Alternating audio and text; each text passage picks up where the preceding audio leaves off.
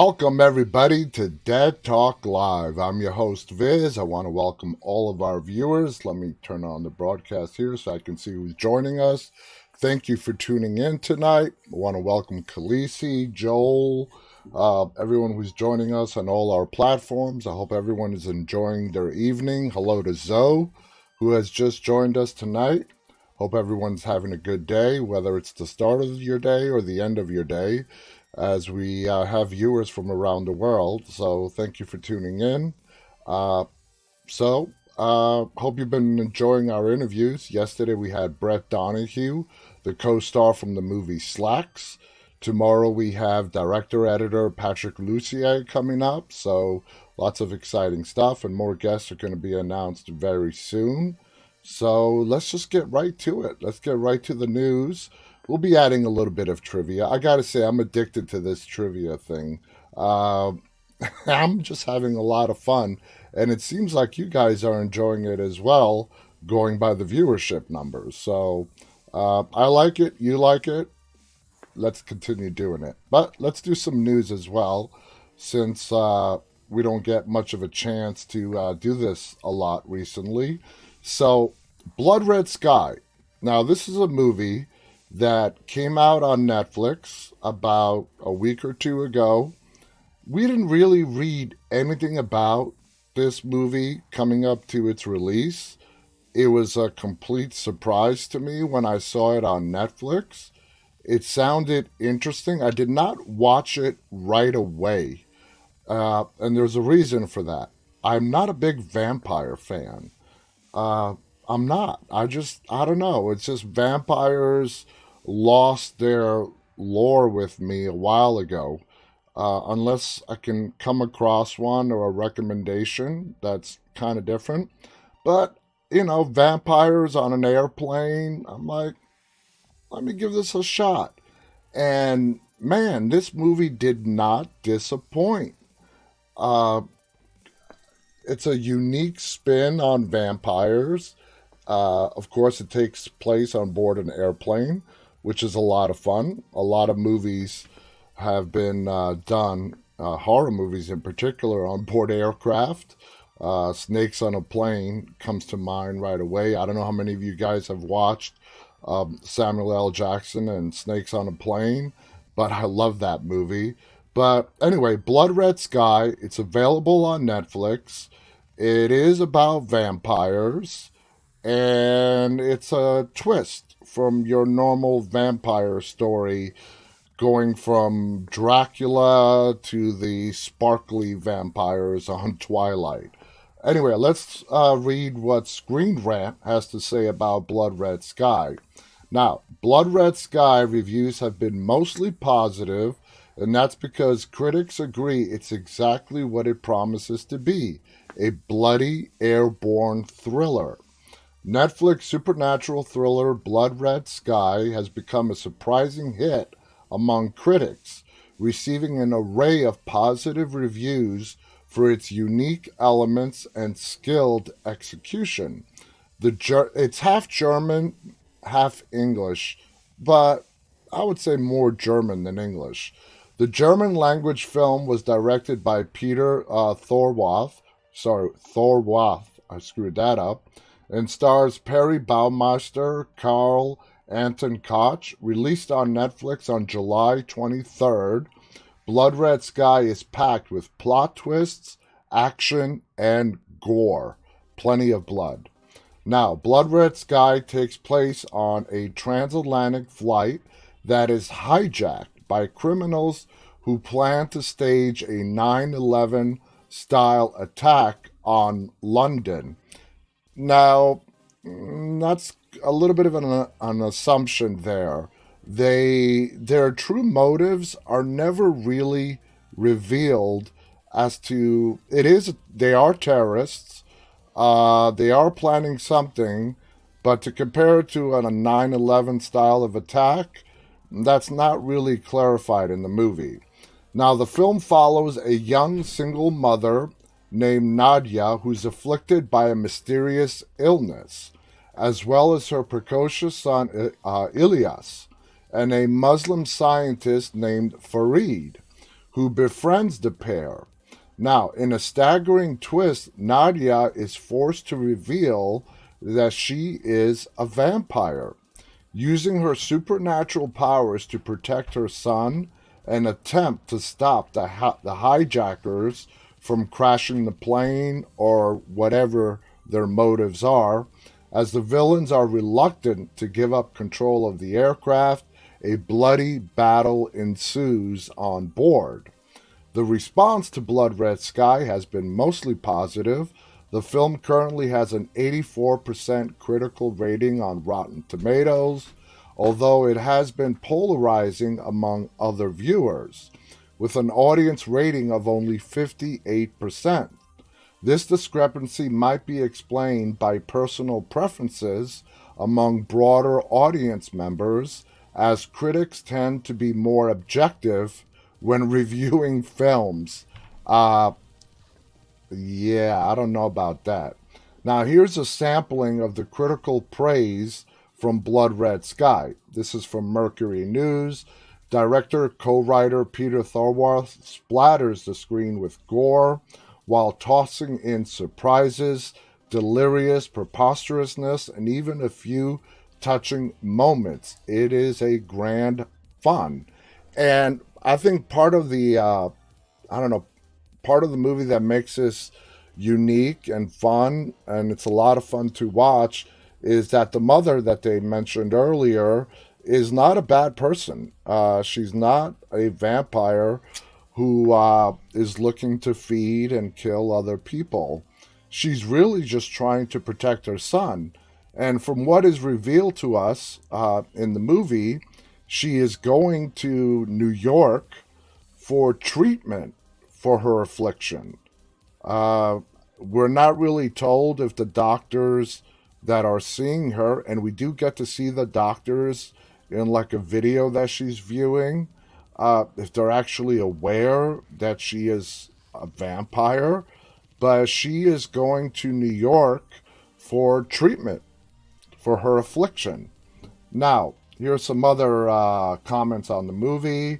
With nail-biting tension and plenty of bloodthirst, it practically writes itself. There's a good mix of genre favorites like 30 Days of Night and Train to Busan.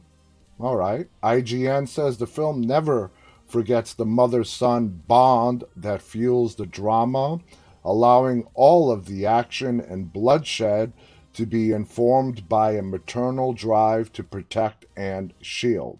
That is very accurate there. Starburst magazine goes on to say, as irresistible high concepts go, this one's right up there with possibly even higher than the unforgettable, there we go, Snakes on a Plane. Running for about 2 hours. It is a long movie. It is 2 hours.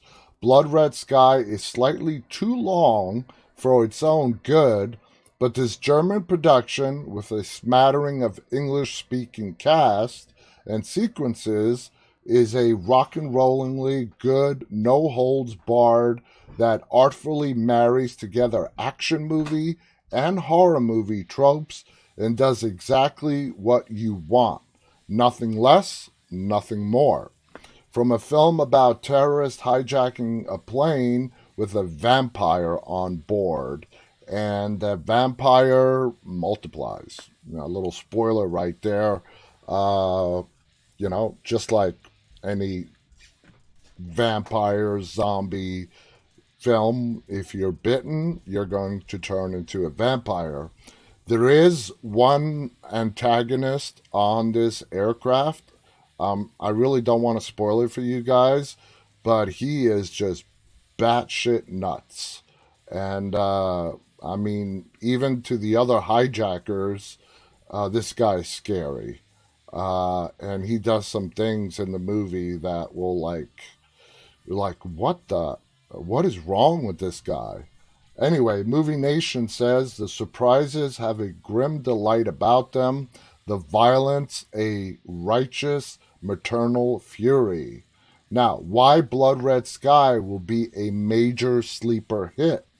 Blood Red Sky has been hailed by critics for its fun, suspense, surprise twists, and enduring emotional depth. The talented cast of actors elevate the film, and most critics agree that it provides an intriguing spin on vampire mythology and effectively blends the action and supernatural horror genres. Because it was released on Netflix, buzz about Blood Red Sky has been minimal. Nah, I don't see how Netflix has anything to do with that. They're like the number one streaming service, and it is likely to be discovered more slowly than major theatrical releases. Yeah, if the year was 2019, the film will probably gain popularity with age as critical reviews assert its prowess within the genres of action and horror. Blood Red Sky has also been compared to horror staples like the Korean zombie film Train to Busan. I could see a little bit of that, which is an extremely popular with fans of the genre. Although Blood Red Sky reviews have been generally positive, there are some negative opinions to be considered. Some have found fault with the film's messy plot and cliched premise, while others argue that it falls prey to the conventions of both its genres, speaking of action and horror. Regardless of these perceived flaws, its general consensus among critics that Blood Red Sky is exactly what it promises to be, a bloody, airborne, supernatural thriller. Thus, as the film increasingly exposed to viewers who anticipate its premise, it will surely satisfy. It may take some time, but Blood Red Sky is bound to become a major hit within its market. So there you guys have it. If you haven't watched Blood Red Sky yet, I give it my full recommendation. If you're a vampire fan, definitely watch this film. A great mix, like they just stated in the article, of action, horror, gore, mother-son bonding and love, all the way to the final moment and how the movie ends, which I will not spoil for you, but definitely recommend you guys watching that. Just looking at the comments, I want to welcome everybody who's come in. Afifa, Colette has joined us. Philip has joined us. Let's see. M-Day Jim is with us. Lindsay from Canada is also with us. I want to say hello to Khaleesi, who's with us as well. And if you guys have been monitoring our social media, we posted about several hours ago. We are giving away 2 free tickets for the Stairs theatrical release, which is going to be August 12th, which is my birthday, by the way. Thursday, August 12th at 7 p.m. We're giving away 2 tickets, and I want to thank Fathom Events for providing those tickets for us. So all you got to do is go to any one of our social media platforms, and we posted the poster for the movie.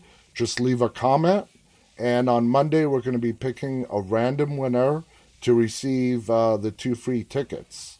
And you get 2 free tickets to take yourself and a loved one with you to go watch The Stairs. We had the director, Peter Drago Tiemann, as our guest a couple of weeks ago to talk about The Stairs. If you missed it and you want to find out more about the movie, go back and watch that interview. It was great. And if you want a movie night out, just leave a comment in any one of our social media platforms. And we're going to be picking a winner at random from all of our 5 social platforms. And you get 2 free tickets to go watch the movie on Thursday, August 12th at 7 p.m. So I think it's a great opportunity, and all you got to do is just leave a comment. Let's see. Oh, Colette wants to know, does it include anyone from the UK? Sorry, it's only for US only people. I don't know if it's even being released to the UK at the same day of August 12th. But yeah, I should have mentioned that. I'm sorry. This is only for people in the United States. So I'm sorry about that, Colette. Uh, Colette's birthday is on the 6th. Happy birthday. Your birthday's almost here. Yay, we get to turn another year older. Lucky, lucky us. So, let's do some trivia. I've been itching. I love trivia. So, I don't know. Do you guys want to? I've been picking the categories. Do you guys want to pick the categories today? And let me review the categories, okay? This is the Ultimate Horror Trivial Pursuit Edition. The categories are paranormal, monster, gore, disturbing, psychological, comedy, or slasher. So if you guys want to pick one, type it in and I'll give you the category of your choice. If not, I will just go ahead and pick one. All right, well, Efrain wants slasher. Okay, so let's do slasher and then paranormal and then monster. Okay, those are the top three that came through. So let's do slasher. All right, the first slasher question. All right, the original Michael Myers mask from the 1978 Halloween was created using an actual Halloween mask of what actor? And this is super easy. Any horror fan knows the answer to this one. The original Halloween mask worn in 1978 was basically a mask of what actor? There you go, Efrain. William Shatner. That was not challenging at all. So, the next request was paranormal. So let's do paranormal, which I have stated up to now, these paranormal questions are way too easy. I don't know if it's because I'm a huge paranormal fan and for me they are easy, but I think these are ridiculously easy compared to some of the other categories on here. So, here's your paranormal question. In Paranormal Activity 2, which came out in 2010, what is the relationship between Katie and Christy? I mean, come on. What's the relationship between Katie and Christy in the Paranormal Activity universe? Come on, who's the first one to type it in? Mother, daughter, sisters, Khaleesi, Colette. Yes, they're sisters. Sisters, sisters, sisters. Now, I saw somebody ask for a monster question. All right, monsters, monsters. In Alien, 1979, Sigourney Weaver, what character is revealed to be an android? Ripley, Dallas, Ash, or Kane? Which one of those four is an android? Character name. Ripley, Dallas, Ash, or Kane? Lindsay writes Bishop, who is not one of the choices. Zoe writes Ash. Colette writes Kane. Efrain says Ash. And the answer is Ash. That is the android that goes berserk. And if you remember in the sequel, Aliens, the android on board is played by Lance Henriksen. And he is a good android. Of course, when Sigourney Weaver's character realizes that he's an android, she flashes back to her first experience with the other android, but in the end, they become besties. So, all right, you know what? Let's do one more before we go on to the next thing. Let's do gore and disturbing. Now, I would probably say that the gore and disturbing category is probably the most difficult because it just covers such a wide array of films. So here we go. The movies Shivers from 1975 and The Brood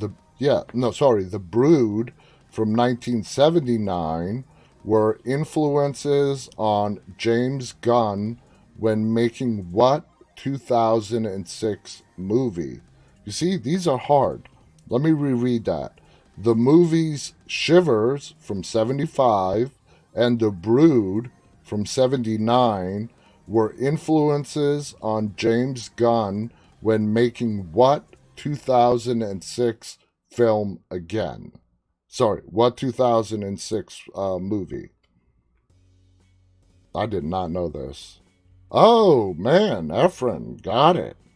You know, I did not know this. Slither. The answer is Slither. 2006. Colette guessed Hills Have Eyes. Good guess, but nope. It is Slither. All right. We'll get back to these questions. Let's go on to our next article. So, The Walking Dead's Norman Reedus teases mind-blowing twist in final season. Now, this is no surprise. You know, before every new season, a cast member, crew member always says there's going to be a big twist and surprise. But let's see what Norman has to say. Norman Reedus has spilled the beans on an upcoming huge twist in the expanded new season of The Walking Dead. Ahead of the debut of the apocalyptic series' final supersized chapter this August, Reedus prepared fans for a quote-unquote mind-blowing direction the show is about to take. Now, we have mentioned some time ago, we have read that at some point, whether it's in the A, B, or C parts of season 11, that something is going to happen that's going to take several characters to go out looking for Rick. So I don't know if that's what he's referring to, and I don't even know if that's still relevant and if that's even going to happen. But that's what we read last year. He goes on to say it's kind of mind-blowing where we are going. Reedus shared in an interview with Comic Book. We did the first 10 episodes kind of in one direction, and that involved Maggie's story mostly, and us trying to deal with what's going on with that as a group. And then all of a sudden, we did a 180, and now it's kind of like Willy Wonka's Chocolate Factory all of a sudden, he continued. Reedus, who plays Daryl on the AMC show, added that his new 24-episode season will be completely different. We're all doing The Exorcist right now. All of our heads are spinning in a circle. Yeah, we're Linda Blair right now, the actor said. I mean, things go from black and white Western to Technicolor Willy Wonka film like that, and it's crazy.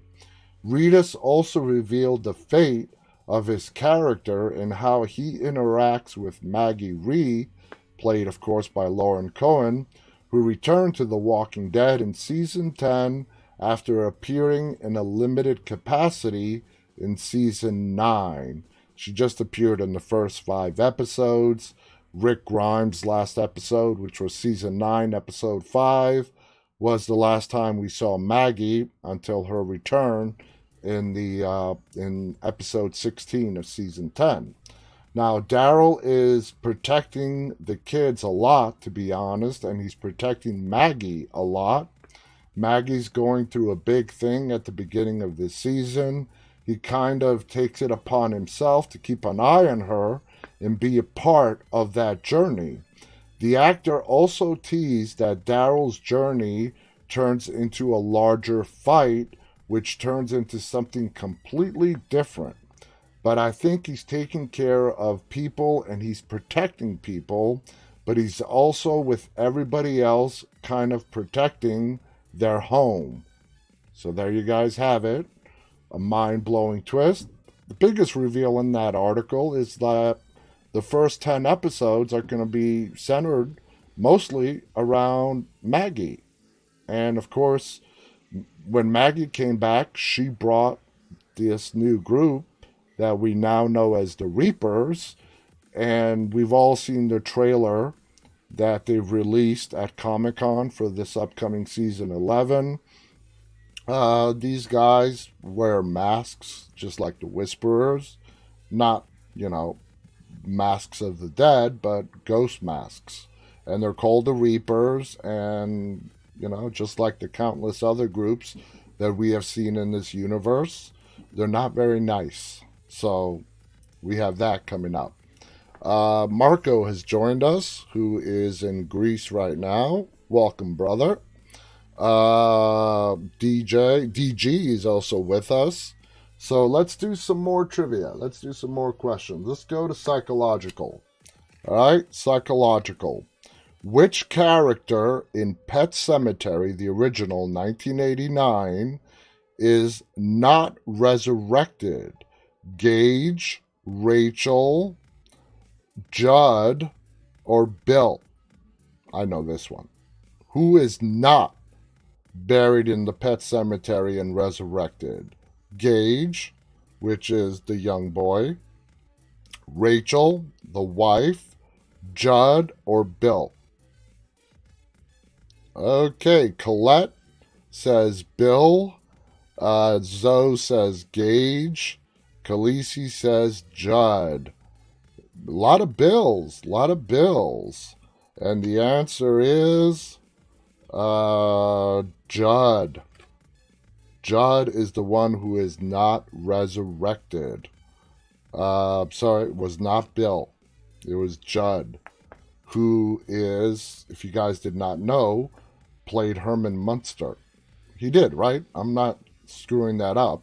The actor who played Judd was also the actor who played Herman Munster in The Munsters.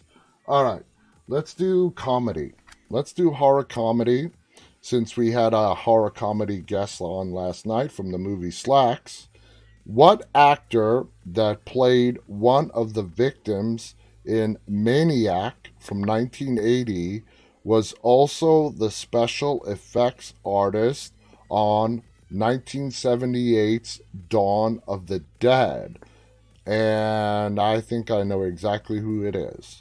What actor that played one of the victims in Maniac from 1980 was also the special effect artist in Dawn of the Dead?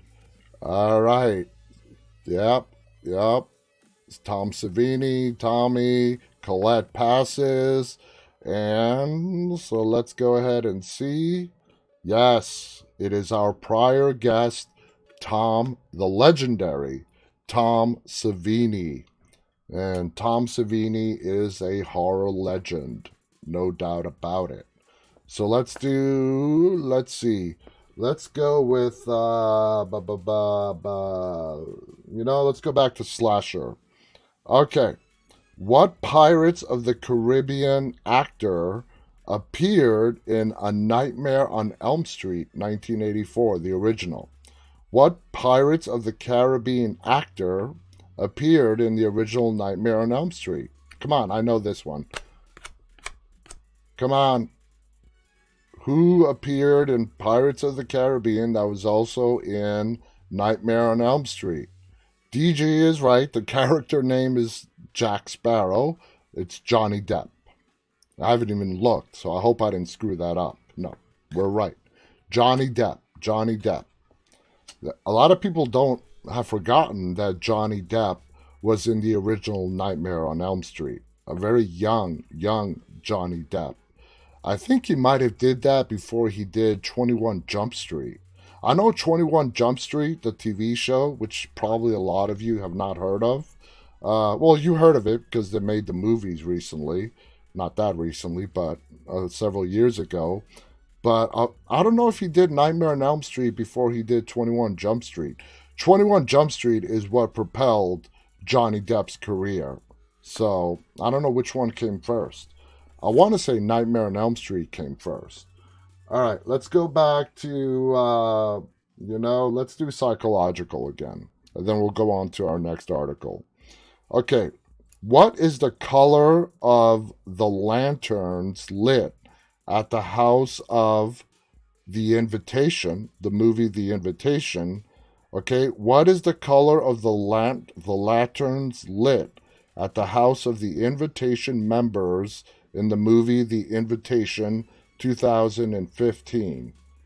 Come on, anybody know what, at the end of the movie, for those of you who have watched it, we see a whole bunch of lanterns light up, uh, letting us know that the events that transpired in that house were happening in the whole neighborhood, in the whole community. That's the big plot twist in that movie. So Colette says blue, Efrain says red, Zoe says red. I believe the answer is red. Yes, red. And that's pretty much where the movie ends. One of the final scenes, going out in the backyard. They turn on the red lantern, and then you start seeing everybody's house in that neighborhood, in the hills of Los Angeles, basically partaking in the same nasty event that they all did that night. All right, let's do one more. Let's do one more, and then we'll get to our next article. Let's go back to the paranormal. All right, nice short question. What actress portrayed Thomason in The Witch? What actress portrayed Thomason in The Witch from 2015? What's the name of the actress? I don't think you guys are going to get this. The Witch is a great movie from 2015. What was the name of the actress who portrayed Thomason? Anybody? Ooh, everybody's gone silent. Silent. Nobody knows. The answer is Anya Taylor-Joy. That's the name of the actress. All right, let's go on to our next article. So, I brought this up because you have heard me talk about this many, many times. Is Jaws a horror movie? And in my opinion, no, it is not. And I was just ecstatic that somebody actually wrote an article about this. Now, this is a matter of opinion. And when the movie came out, it scared a lot of people to go into the water. I think it's a great drama, action, science fiction movie, but I just would not place it into the horror genre. So, Steven Spielberg's classic Jaws is without a doubt the best shark movie ever made, but there's decades-old debate on whether or not it's horror. Good, it's not just me. Now, the classic Jaws is without a doubt, okay, I hate how they repeat that. Jaws is, of course, the movie that basically created the idea of the summer blockbuster, which Hollywood has been using as one of its driving concepts for over 40 years at this point. Whether that's a good thing, it's a matter of personal opinion. But it certainly marked a change when it came to studio planning. Beyond its success, Jaws is perhaps most notable now for holding up magnificently. Lots of older movies can be hard to watch for younger audiences due to changes in paces and plot conventions, but Jaws remains as exceptional today as ever. And you could put quite a few movies on that list. The three main characters are excellently portrayed, and Spielberg shows why he went on to become one of the greatest directors of all time, even if his work gravitates towards popcorn fare. Jaws also spawned multiple bad sequel movies. I personally liked Jaws 3D. I liked the second one. I don't know, a lot of people didn't like Jaws 3D. I liked it. But thankfully, they've proved unable to tarnish the original Jaws greatness. It's not really up for debate. But its status as a horror movie sure seems to be. Oddly, it's an issue that both sides are quite passionate and steadfast about, with those who classify Jaws as a horror quite insistent it's part of the genre, and those who say Jaws isn't horror offering up lots of reasons as to why that isn't the case. It's a complex issue and worth discussing. We're not going to read this whole article because by the end of it, we're going to hear the argument of one side and we're going to hear the argument of another side. At the end of the day, it's up to your opinion. I mean, if you see it as a horror movie, that's great. If you don't, you don't. The bottom line is that it's a great movie. Whether you want to place it under the horror genre or not, does not take anything away from the quality of this film. It is a timeless classic. It will always be a timeless classic. And, I haven't met one person who's not a fan of Jaws. So, there you guys have it. All right, let's do some more questions. Monsters. All right. In Let Me In from 2010, Owen and Abby communicate through the wall using what method? In Let Me In from 2010, Owen and Abby communicate through the wall using what method? Morse code. Efrain got that. Quickly he got that. All right. Now, next one, let's go back to gore. All right. Nice, easy, not easy, short question. Who directed Eraserhead from 1977? Who directed Eraserhead? 1977. Damn, Efrain. You got it right. David Lynch. That was his film debut. David Lynch. All right. Let's do one more before we get to our next one. And let's go back to psychological. All right. What Get Shorty from 1995 and Men in Black from 97, director served as the cinematographer from Misery, 1990. So What Get Shorty and Men in Black director served as the cinematographer for the movie Misery? Man, let's see. Gary Gray. Efrain says Barry Sonnenfeld. How would you have that, memorized? But the answer is... Ooh. All right. Efrain is correct. Barry Sonnenfeld. I think we may have to, put Efrain on a timeout and give some of the other people a chance. All right, Efrain, for this next question... Efrain says he's a film historian. Efrain, just for this next question, you're not answering. We're going to give everybody else a chance. All right? I want to welcome all the people who have joined us. Mimi says it's, in regards to Jaws, it scared me, LOL, but not as a horror movie. That's a great point. I totally agree with you, Mimi.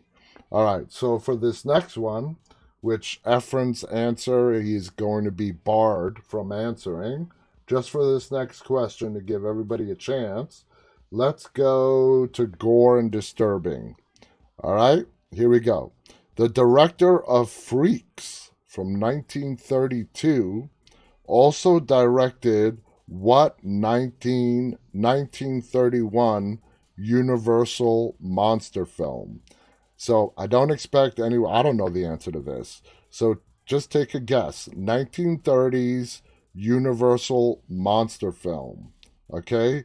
The director of Freaks directed what 1931 Universal monster film? Khaleesi says Dracula. Come on, guys. Give me some 1930 monsters. Efrain says too easy, but he's barred from answering. Zoe says Frankenstein. Any other guesses? Nosferatu, Wolfman. Let's see who's correct. Let's see who is correct. And the answer is Dracula. Congratulations, Khaleesi. Khaleesi guessed it. It is Dracula. All right, let's move on to our next thing here. And of course, this thing is covered in ads to the point where you can't even read it. I mean, what the, Okay, let's see if we can close these out. You can't close this one out. And this sucks because this is, the headline here is, only diehard fans can name these iconic horror movies, which sort of fits into our whole trivia thing. Let me see if I refresh it, what happens. All right, let's see how long we have before the ads come back up. So, all right, this is an online quiz. Now, they say this is an easy one. What, if you guys can see the picture, what psychological horror pick is this from? Come on, Amityville Horror, Tale of Two Sisters, The Omen, or The Shining? Anyone? Sorry for the Instagram people. Write Instagram a letter and allow them to allow landscape mode on their live streams so you guys are able to see the whole screen. The Shining, you guys are correct. Okay. What 1978 slasher movie is this from? Driver Killer, Black Christmas, Halloween, or the Texas Chainsaw Massacre? Halloween. Another easy one. What found footage horror film is this from? Oh, these are easy. Cannibal Holocaust, Blair Witch Project, Creep, or VHS? Everybody got this one. That was for the previous one, Halloween. How about this one? Blair Witch. Blair Witch. Yes, Blair Witch. All right. What 1990 horror classic is this from? Ooh. Is it, Christine, Sleepwalkers, or The Dead Zone? Dead Zone, no. Christine, no. It's either it or Sleepwalkers. No, The Goonies is not an option. It's either it or Sleepwalkers. It. Yes. All right. We're batting 1,000 so far. What 1984 supernatural slasher is this from? Look at the pic. Is it Candyman, Nightmare on Elm Street, Child's Play, or Wrong Turn? Nightmare on Elm Street. That's Freddy Krueger right there in the shadows. What famous slasher movie is this from? With a big sign that says, "Welcome to Camp Crystal Lake." I Know What You Did Last Summer, Halloween, Friday the 13th, or Prom Night? It is, come on, Welcome to Camp Crystal Lake. It is Friday the 13th. All right, we just talked about this one. What 1975, and they call it a thriller, is this from? Open Water, The Shallows, The Meg, or Jaws? Jaws.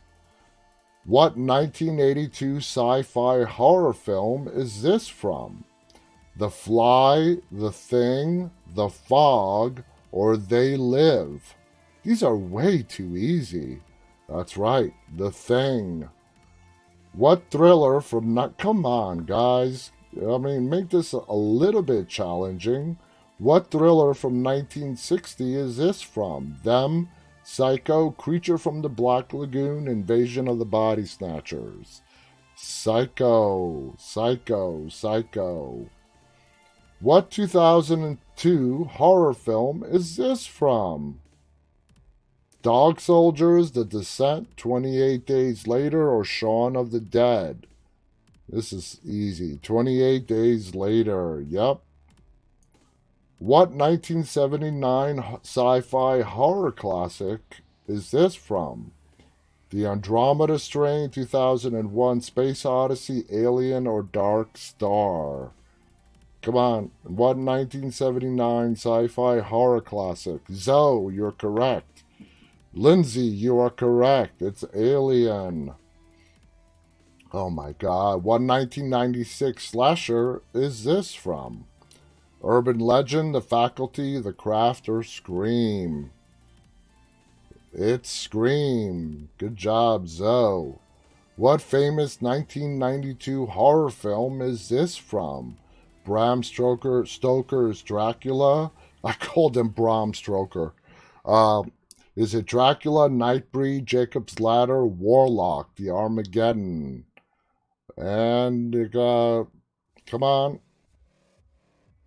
That's Gary Oldman right there, and it is Dracula. All right, what 1982 paranormal horror movie is this picture from? Fright Night, The Exorcist, Prince of Darkness, or Poltergeist? This is a little tricky because of the screenshot they decided to use for this question. I mean, I know the answer. Do you guys know what 1982 paranormal horror movie this is from? All right, Khaleesi, Poltergeist, you are correct. What 1981 supernatural horror flick is this from? Supernatural horror flick. Okay. Is it The Omen, The Evil Dead, Pet Sematary, or Carrie? Come on. Anybody? I mean, Efrain got it right. Anybody else? No? It's The Evil Dead. All right. How many of these are there? I think there's no way we're going to get one that we're going to miss. What 2003 horror film is this from? Wolf Creek, Saw, Hills Have Eyes, or The Devil's Rejects? 2003 horror film. Zoe, Saw, Lisa, Saw. Good job, guys. That's the Saw doll. Okay, the final. Okay, here are the final few that are hard. We'll see about that. What 2012 horror comedy is this from? This Is the End, Cabin in the Woods, Tucker and Dale vs. Evil, or Cooties? I do not recognize this. What 2012 horror comedy is this from? The options are This Is the End, Cabin in the Woods, Tucker and Dale vs. Evil, or Cooties? No, Evil Dead is not an option. We got one. No, okay, we got one that says Tucker. Efrain says Cooties. Saw is not an option. You know, let's go with, I don't know. We're batting 1,000 so far. I don't want to screw this up. I mean, it could be, all right, Efrain, you've been really good at this. We're going to go with what you said. But if you're wrong, this is on you. Efrain says Cooties. No, you were wrong. Great. Efrain screwed up our perfect record. What 1981 horror is this from? The Howling, The Monster Squad, An American Werewolf in London, or Return of the Living Dead? It's not Return of the Living Dead. Anybody out there? Efrain says American Werewolf in London. The options again are The Howling, The Monster Squad, Werewolf in London, or Return of the Living Dead. All right, you guys seem to all be in agreement. Jason says it as well. American Werewolf in London. Yes, you guys are correct. I know this one. What 1990 creature feature is this from? Mimic, Arachnophobia, Tremors, or Lake Placid? So what's this shot from? And that is Kevin Bacon right there. Is it Mimic, Arachnophobia, Tremors, or Lake Placid? Efrain says Tremors. Want to welcome TJ, who's joining us. Jonathan, welcome, guys. Tremors. You guys are correct. All right. Oh, I know this one too. This movie here is a Frank Darabont film, and a lot of the actors that were in this movie, Frank brought over into The Walking Dead.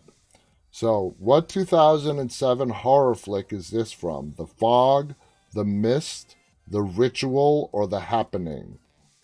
Lisa says The Mist. Efrain says The Mist. Lindsay Sparks says The Fog. It's not The Fog. The answer is The Mist. There we go. All right. Because of Efrain, we only got 19 out of 20 correct. Yes, because of Efrain, who has been getting all these whacked out questions correct on Trivial Pursuit, he's the one we did not get a perfect score of 20 out of 20. So blame him. All right, let's do a Trivial Pursuit trivia question now. Let's go back to comedy. What pop star does Chucky run off the road in The Seed of Chucky 2004? What pop star does Chucky run off the road in the movie Seed of Chucky from 2004? Any guesses? Pop star, Seed of Chucky from 2004? Come on. Anybody? No guesses? No pop star guesses? Come on. 2004. A real life pop star. Efrain says Britney. Any other guesses? Nope, he's right. It's Britney Spears. That is the pop star that Chucky runs off the road. Let's do one more. Let's go back to gore and disturbing. How many members does the criminal gang have on The Last House on the Left? The original, 1972. Wes Craven. How many members does the criminal gang have in the movie The Last House on the Left from 1972? Khaleesi says 5. Zoe says 4. Colette and Lisa also say 4. I think it's 4. I think you guys are right. I think it's 4. And the answer is 4. Krug, Stilo, Junior Stilo, Sadie, Fred, Weasel, Podowski. Okay. Holy we're 52 minutes in already.